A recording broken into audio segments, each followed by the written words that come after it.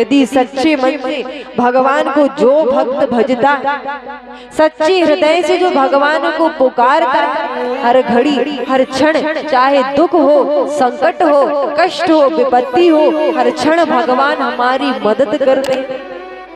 पर उनको बुलाने के लिए हमारे मन में सच्ची श्रद्धा होनी चाहिए। पांडवों को वनवास हुआ, वनवास से वापस लौटे तो भगवान दुर्योधन के यहाँ पर शांति दूत बनकर जाते। मामा शकुनी कहते हैं कि यहाँ पर जब कृष्ण आएगा तो तुम्हें उससे कुछ नहीं कहना। यदि कृष्ण तुम्हारे वश में हो गए तो संसार का कोई भी व्यक्ति तुम्हारा कुछ नहीं बिगाड़ सकता। भगवान आकर के दुर्योधन से कहते, देखो तुमने वचन दिया था कि पांडवों के वनवास के बाद तुम उनका राज उन्हें वापस लौटाओ, उनका राज उन्हें वापस करो। दुर्योधन कहता है, मैंने आपसे कब कहा था कि मैं राज वापस करूंगा? यदि राज वापस नहीं करना चाहते तो कम से कम 5 गांव उनके नाम कर दो। कृष्ण में बिना युद्ध की तिनका नहीं देते, 5 गांव कैसे नाम कर दो? कन्हैया ये राज की बातें तो होती रही, चलो चल कर के मेरी माता ने तुम्हारे लिए 56 प्रकार के भोग बनाए, चल करके 56 प्रकार के व्यंजन को पाओ। भगवान कहते, दुर्योधन आज मैं तुम्हारे यहाँ का भोजन ग्रहण नहीं कर सकता। क्यों? क्योंकि आज मेरा विदुर जी के यहाँ पर निमंत्रण है। भरी सभा में विदुर जी कहते कि मैंने कृष्ण को कब बुलाया, मैंने कब निमंत्रण दिया। भाग करके घर आकर के विदुरानी से कहते कि आज कृष्ण हमारे घर आए, उसके भोजन के लिए कुछ व्यवस्था कर, मैं बाजार जाकर के कुछ सामान लेकर आता हूँ। अब यहाँ विदुरानी के द्वार पर भगवान पहुंच जाते। विदुरानी स्नान कर रही, जैसे ही भगवान की आवाज को सुना कि गीले वस्त्रों में भगवान के पास पहुंच गए। भगवान ने तुरंत अपनी पीतांबरी विदुरानी को उड़ा देते। विदुरानी भगवान को अंदर लेकर आए। भगवान कहते कि विदुरानी क्या आप मुझे भोजन नहीं कराएं? तब केले लेकर आ भगवान को प्रसाद पवाती, प्रेम के भूखे। इस प्रकार विदुरानी केले के फल को नीचे गिराती जा रही और केले के छिलके भगवान को पवा रही। केले के फल नीचे गिराती जा रही और केले के छिलके का प्रसाद भगवान को पवा रही। पर यहाँ पर भगवान भी प्रेम से केले के छिलकों का प्रसाद ग्रहण कर रहे। विदुर जी आकर कहते कि विदुरानी ये तुमने क्या किया? एक तो पहली बार कृष्ण हमारे यहाँ आए, उसमें भी तुमने केले के छिलकों का प्रसाद खिलाया। विदुरानी कहते कि प्रभु मुझे क्षमा कर दीजिए, मुझे पता ही नहीं लगा कि मैंने आपको फल खिलाए कि केले के छिलके खिलाए। आपके प्रेम में आपको देख कर के मैं इतना खो गई कि प्रभु मुझे कुछ पता ही नहीं चला। भगवान कहते सत्य कहता हूँ विदुरानी, मुझे भी एक क्षण के लिए पता नहीं लगा कि मैंने केले के छिलकों का प्रसाद ग्रहण किया। एक क्षण के लिए मुझे ये पता नहीं लगा कि मैंने केले के छिलकों का प्रसाद ग्रहण किया। जो स्वाद मुझे 56 भोग में नहीं मिला, आज वही स्वाद मुझे तुम्हारे केले के छिलकों के प्रसाद में मिल गया।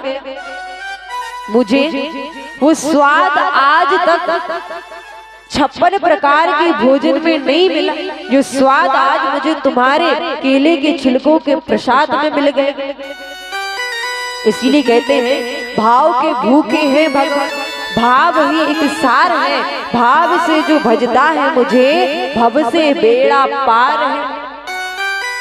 इस प्रकार भगवान विदुरानी के यहाँ पर केले के छिलकों का प्रसाद ग्रहण किया। अब कहते हैं कि यहाँ पर कथा आती भगवान की परम प्रिय मित्र बचपन के सखा सुदामा। सुदामा जी गरीब जरूर पर उनके मन में संतुष्टि थी, किसी भी प्रकार की कोई चाह नहीं थी। 5 घरों में जाकर के जो भिक्षा उनको प्राप्त होती थी उसी भिक्षा से स्वयं अपने परिवार का पेट भरते थे। और जिस दिन नहीं मिला उस दिन केवल भगवान का भजन करके प्रभु का चिंतन करके अपना दिन निकालते थे।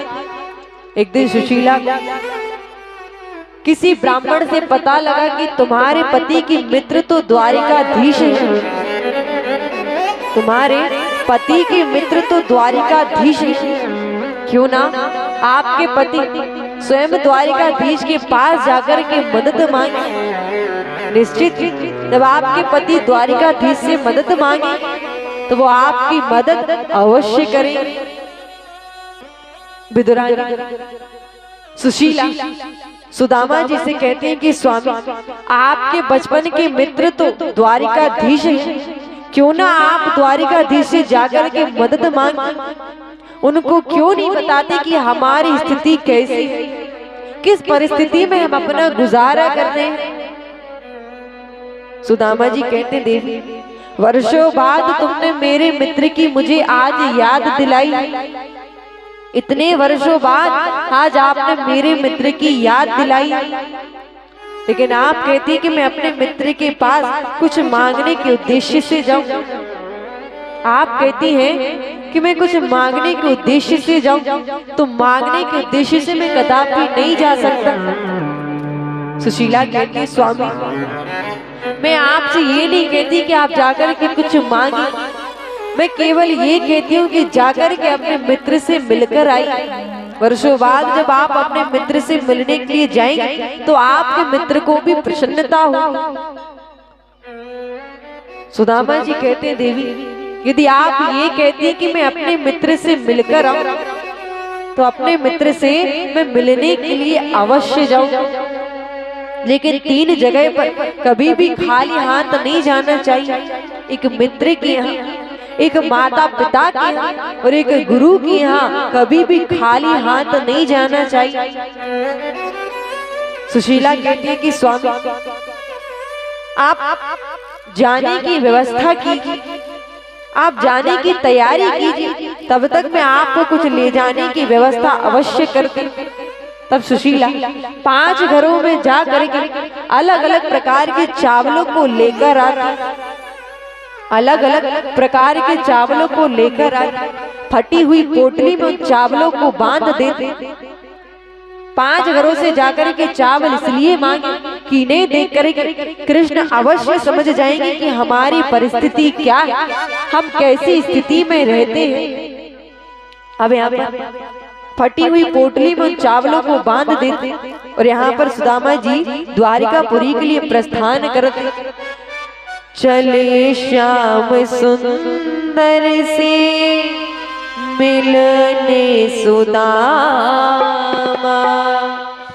चले श्याम सुंदर से मिलने सुदामा, चले श्याम सुंदर से मिलने सुदामा, गाते चले मन में हरे कृष्ण रामा, गाते चले मन में हरे कृष्ण रामा, चले श्याम सुंदर से मिलने सुदामा, चले श्याम सुंदर से मिलने सुदामा।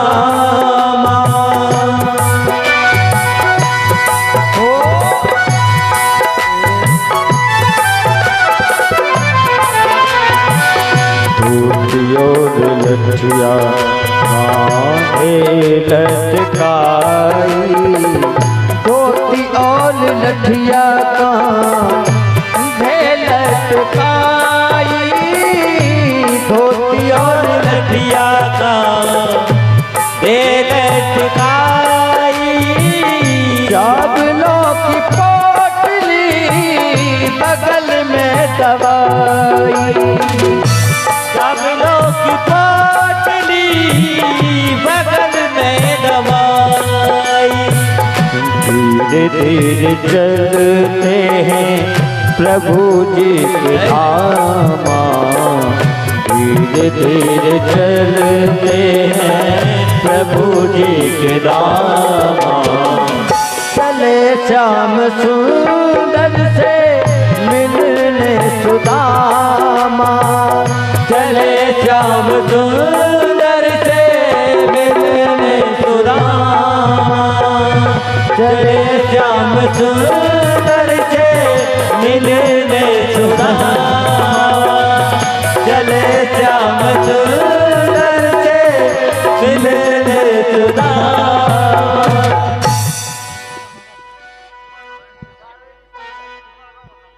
प्रस्थान करते कई दिनों से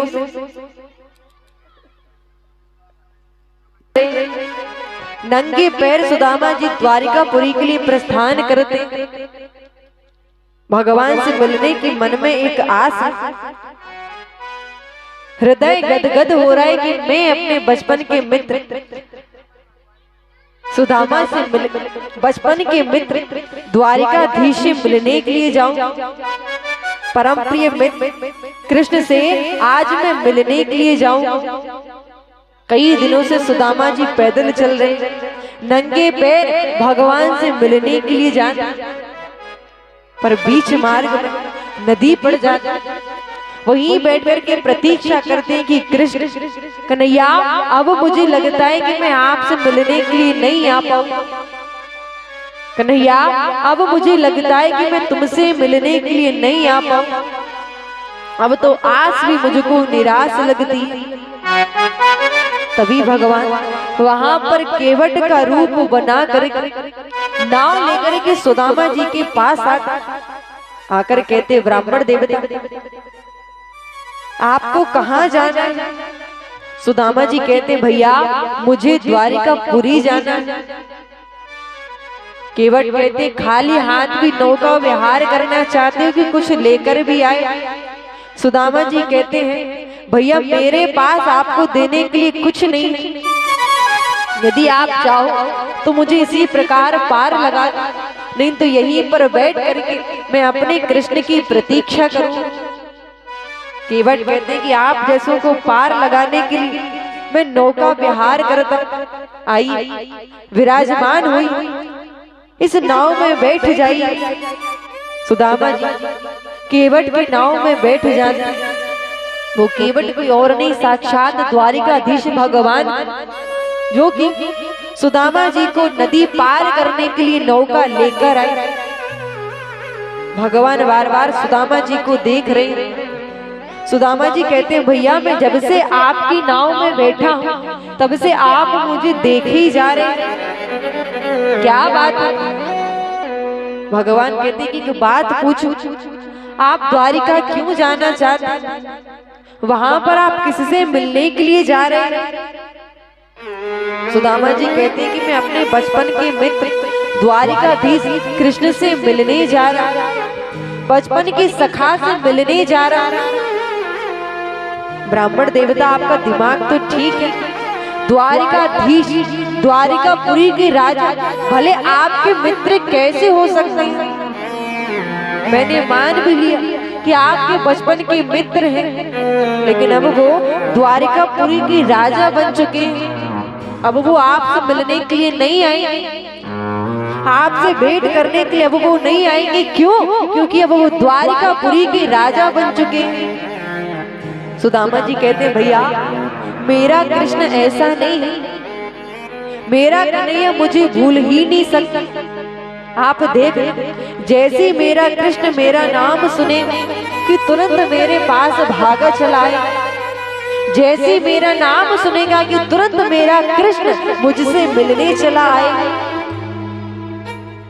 मेरा कृष्ण तो दीनों पर दया करने वाला करुणा का सागर है। मेरा कृष्ण राजा भले ही बन गया, पर जैसे ही वो मेरा नाम सुनेगा कि बचपन का मित्र सुदामा मिलने के लिए आए, तुरंत भागा भागा मुझसे मिलने के लिए चला आए। तो यहाँ पर सुदामा जी की बातों को सुन कर भगवान के आंखों में अश्रु आ जाते। दुनिया बदल सकती पर मेरा सुदामा कभी भी बदल नहीं सकता। यहाँ पर सुदामा जी द्वारिकापुरी में प्रस्थान करेंगे। वहां पर पहुंच करके सभी से पूछते कि द्वारिकाधीश का महल कौन सा है। द्वारिकाधीश का महल कौन सा है। और पूछते पूछते सुदामा जी द्वारिकापुरी के महल के बाहर पहुंच जाते। द्वारिकाधीश के महल के बाहर जैसे पहुंचे तो द्वारपाल कहते हैं कि ब्राह्मण देवता आप कौन हैं, आपको किससे मिलना है, आप कहाँ जा रहे हैं। सुदामा जी कहते भैया मैं अपने बचपन के मित्र से मिलने आया हूं, मैं अपने कृष्ण से द्वारिकाधीश से मिलने आया। द्वारपाल कहते हैं कि ब्राह्मण देव शायद आप गलत जगह पर आ गए। भले द्वारिकाधीश के राजा आपके मित्र कैसे हो सकते हैं। सुदामा जी कहते भैया केवल एक बार जाकर अपने द्वारिकाधीश से ये कहते कि उनके बचपन का मित्र सुदामा उनसे मिलने के लिए आया। तब उनमें से द्वारपाल कहता है ब्राह्मण देव आप द्वार पर प्रतीक्षा कीजिए, मैं अभी जाकर के द्वारिकाधीश को बताता हूँ कि उनके बचपन का मित्र सुदामा उनसे मिलने के लिए आया। अब उनमें से एक द्वारपाल अंदर जाता और अंदर जाकर के भगवान को बताता कि उनके बचपन का मित्र सुदामा उनसे मिलने के लिए आया। शीश पगा ना जगा तन पे प्रभु जाने को आए बसो के ही ग्रामा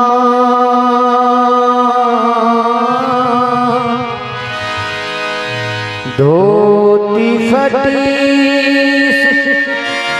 लटी दुपटी और पाँव पान की नहीं सामान द्वार खड़ो दुज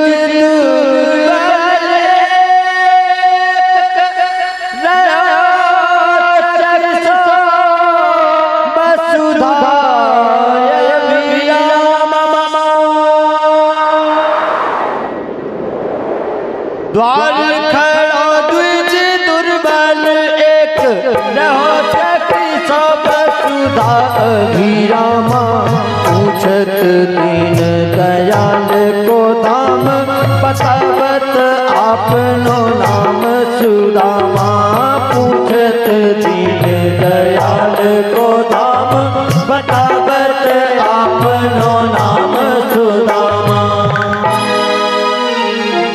जैसी भगवान सुदामा जी का नाम सुना कि अपने सिंहासन से तुरंत उठकर जिस प्रकार सुदामा जी नंगे पैर भगवान को बुलाने आए, इसी प्रकार भगवान भी नंगे पैर सुदामा जी के पास दौड़ पड़ते। नाम सुदामा का सुनते ही तज आसन धाये द्वार की ओरा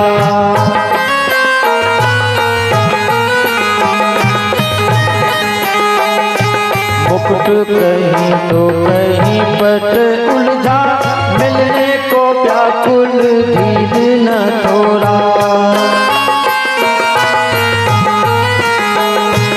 ऐसी उतावल है गति में जैसे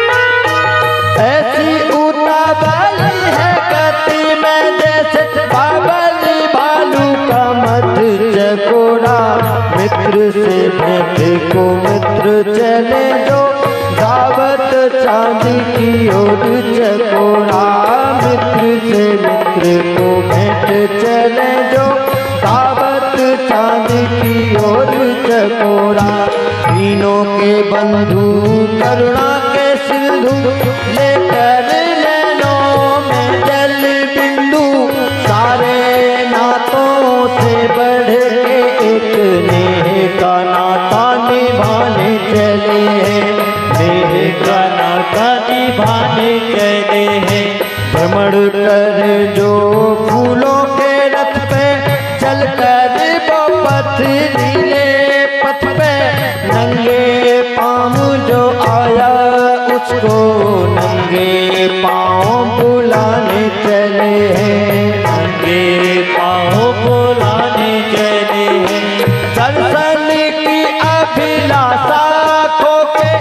जगत हसाई से व्याकुल होके आस के टुकड़े सुदामा संजोगे अश्रु में जीवन डुबाने चले हैं। प्रेम परीक्षा की घड़ी आई मित्र के नाम की होना हसाई। मित्र परायण कृष्ण कन्हई रूठा मित्र मनाने चले हैं। रूठा मित्र मनाने चले हैं। रूठा मित्र मनाने चले हैं। रूठा मित्र मनाने चले हैं। जिस प्रकार सुदामा जी भगवान को बुलाने की, भगवान से मिलने के लिए नंगे पैर आए, उसी प्रकार भगवान भी अपने सिंहासन से दौड़ कर नंगे पैर सुदामा जी को बुलाने के लिए जाए। द्वार पर खड़े सुदामा जी कई देर से भगवान की प्रतीक्षा कर रहे। मन से विचार आया कि अब वो द्वारिकापुरी का राजा है, तुमसे मिलने के लिए नहीं आए। जैसे लौटने लगते कि भगवान सुदामा सुदामा कह करके सुदामा जी को बुलाने दौड़े चले जाते। कौतूहल भरे दृश्य सब देख रहे सुध बुध खोके कृष्ण दौड़े कहाँ जाते हैं।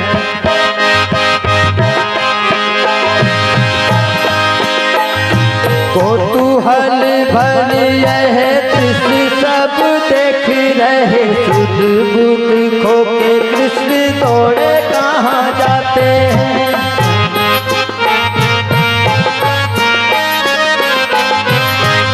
उड़ के चले हैं पीछे मुड़ के न देखें लीला देखने वाले तो कुछ समझ न पाते हैं।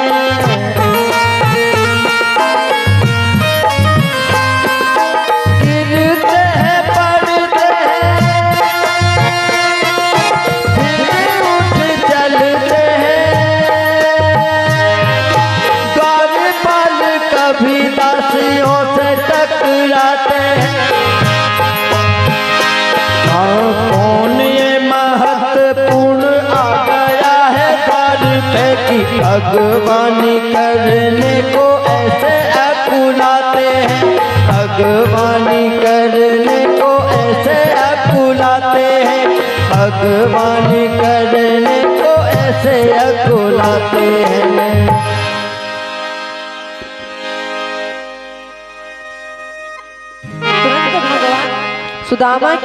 सुदामा जी के पास पहुंच जाता।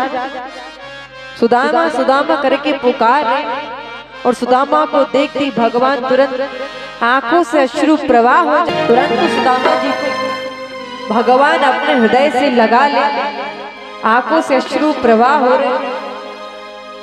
भगवान सुदामा की इस मित्रता, इस भेंट को पूरा संसार देख रहा है। द्वारिकापुरी देख रही। द्वारिकापुरी के राजा द्वारिकाधीश कृष्ण अपनी मित्रता निभाने की नंगे पैर जिस प्रकार सुदामा जी बुलाने आए, उसी प्रकार नंगे पैर भगवान सुदामा जी को बुलाने चले आए। सुदामा जी को देखकर भगवान कहते, सुदामा तुम मुझसे मिले बिना ही लौट रहे थे, क्या तुमने जरा देर मेरी प्रतीक्षा करना नहीं चाहा? मुझसे मिले बिना ही तुम यहाँ से लौट जा रहे थे। सुदामा जी कहते, कन्हैया मैं तो कब से तेरी द्वार पर प्रतीक्षा कर रहा था, पर तूने ही मैं आने में जरा देरी कर दी। तूने आने में जरा देरी कर दी। मुझे लगा कि तू अब द्वारिकापुरी का राजा बन चुका है, हम सभी को भूल चुका हो, इसीलिए मैं तेरे द्वार से लौट रहा था। सुदामा इतने वर्षों बाद तुझे मेरी आज याद आई। सुदामा इतने वर्षों बाद तुम्हें मेरी याद आई, चलो चलकर के महल में प्रवेश करो। सुदामा जी कहते, कन्हैया मैं द्वार पर केवल तुझसे भेंट करने के लिए आया, अब तुझे देख ली, एक बार तेरे दर्शन कर ली तो मैं यहाँ से अब वापस लौटना चाहता। पर भगवान कहते, सुदामा क्या तुम मेरे महल में नहीं चलो? तो यहाँ पर भगवान सुंदर रथ सजवाए और उस रथ में कृष्ण और सुदामा दोनों विराजमान होते। कृष्ण के संग सुदामा को लेकर रथ महलों की ओर चला है। मित्र को पाकर सुदामा सोचे किन जन्मों का पुण्य फला है। भाव विभोर कन्हैया का मन, भाव विभोर कन्हैया का मन निश्चल प्रेम के साथ ढला है। इस रथ में दो मित्र विराजे, वो रथ हर तीरथ से भला है। इस रथ में दो मित्र विराजे, वो रथ हर तीरथ से भला है। पहुँच गया रथ महलों के द्वारे, करत प्रवेश सुदामा लगावे। असुर दासियाँ कृष्ण सुदामा पे स्नेह सुहासित सुमन लुटावे। आग्रह पूर्वक कृष्ण सखा को, आग्रह पूर्वक कृष्ण सखा को अंतःपुर में लेकर आवे। रानियां भव करें अभिनंदन, आरती वंदन कर हर सावे। रानियां भव करें अभिनंदन, आरती वंदन कर हर सावे। भगवान उस सुदामा जी को लेकर के रथ महलों की ओर प्रवेश कर और महलों के अंदर रथ पहुंच जाता। सुदामा जी को लेकर भगवान अपने सिंहासन की ओर आ और सुदामा जी को भगवान अपने बराबर से बैठाते हैं। नहीं दीन कोई इस घड़ी, नहीं कोई दीना बाल सखा के हाथ में, बाल सखा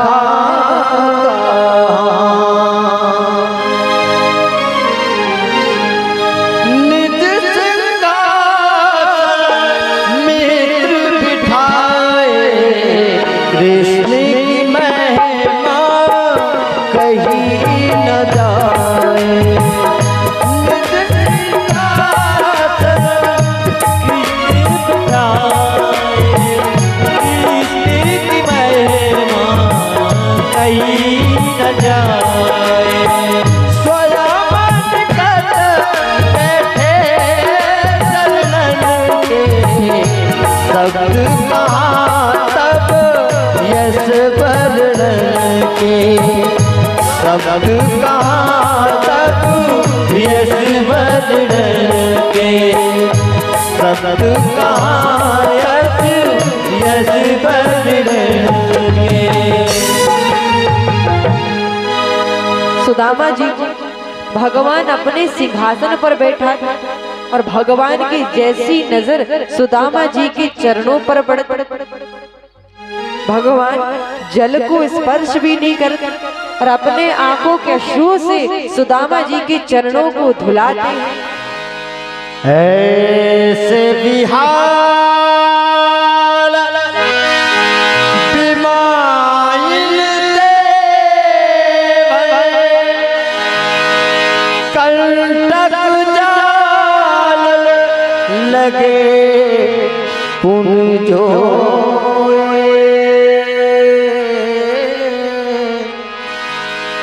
आज महादुख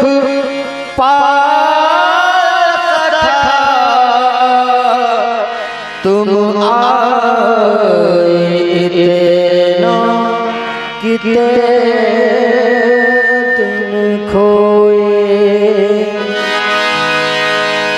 देख सुदामा की दीन दशा, करुणा करके करुणा निधि रोए।